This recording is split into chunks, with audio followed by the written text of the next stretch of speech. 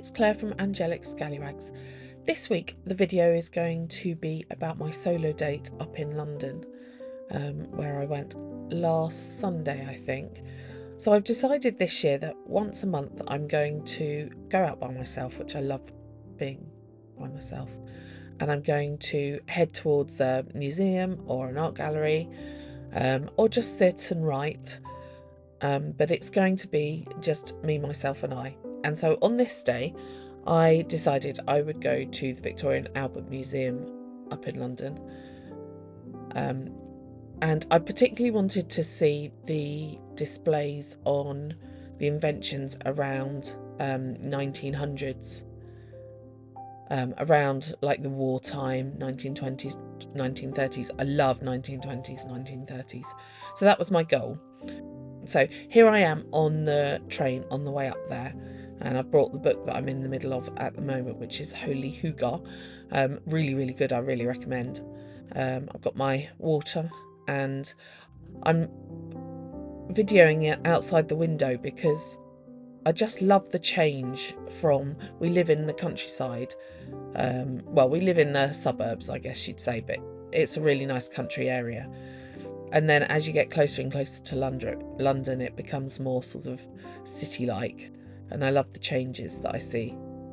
So I had decided I would walk. So I caught the train to, I think, Victoria. And my Google Maps was saying it would take about 40 minutes to walk there. So I'm not sure, I didn't time myself. But it was a nice walk, and just as I was getting there, it was just starting to spit, so it was quite good timing on my behalf. So this is me at the Victoria and Albert Museum. I love London architecture. It's such a treat to be here. And I can't believe we've got all of this on our doorstep, and it's all free. I mean, it just blows me away. Anyway, on this day, I did buy myself a guidebook. Because I'm going to plan to come back here, and I went and got, this was my lunch. All the other queues were just so long, so I got a scone and jam and a coffee. So now I'm heading upwards to go to the exhibition that I specifically want to go to, and I got waylaid at the photography exhibition, which, can I just say, was amazing. I want to go back just to spend time in those two rooms. In a minute, I'm going to turn off the music to this video, and the reason for that is because I want you to notice the beeping in the background, and also maybe a little bit of how it makes you feel, because the display coming up in a few rooms' time, which this beeping is from, just blew me away. It was so powerful. And I'm just going to tell you a bit about it now. It's Anton Kusters' 1078 Blue Skies, alongside with Rubens Samama's The Tracking of the 1078 Blue Skies. Kuster travelled almost 178,000 kilometres to visit 1078 concentration camps.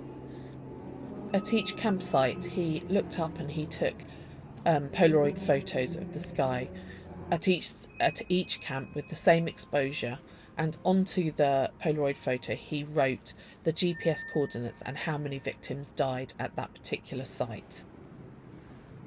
The red writing on the wall here you can see is Samama's piece, which projects the whole project and its data and generates a tone in real time for each victim, with the pitch varying from camp to camp.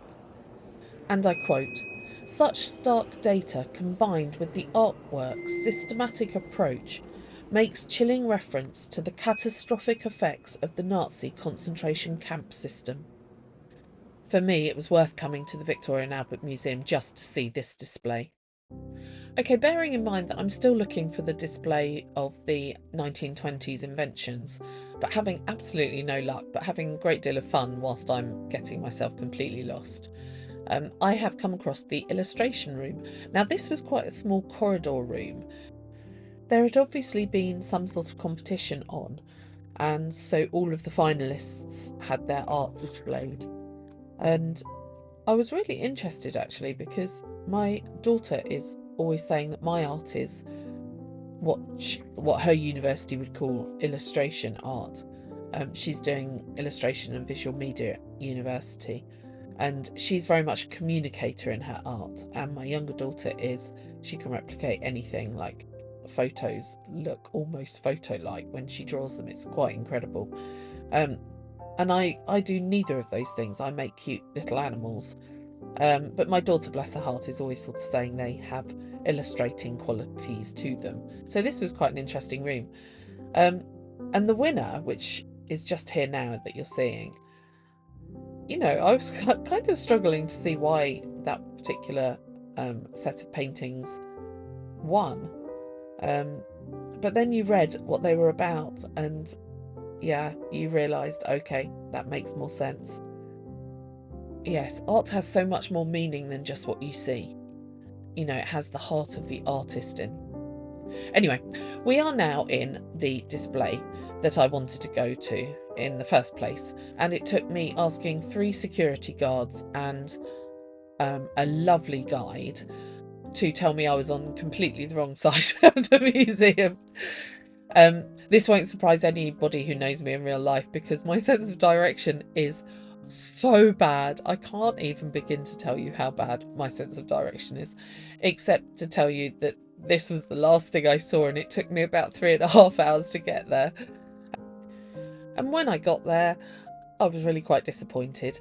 And I think maybe I was disappointed because I had seen some really powerful artwork and photography, and just seeing kind of basic designs just wasn't exciting comparatively.